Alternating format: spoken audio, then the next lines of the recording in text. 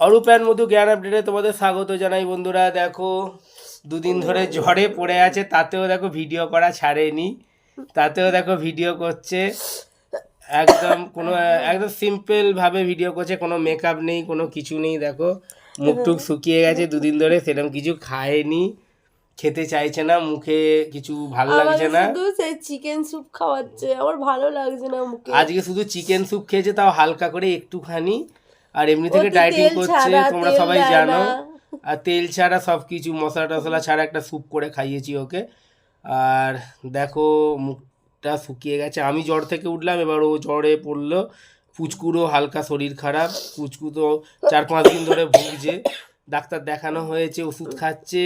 পুচকু খেতে চাইছে না, বদমাইশি করছে, আর একে ওষুধ খাওয়ানো হচ্ছে। এখন তো ইনফ্লুয়েঞ্জা 2-4 দিন 5 দিন থাকে জ্বর, কিছু করার নেই।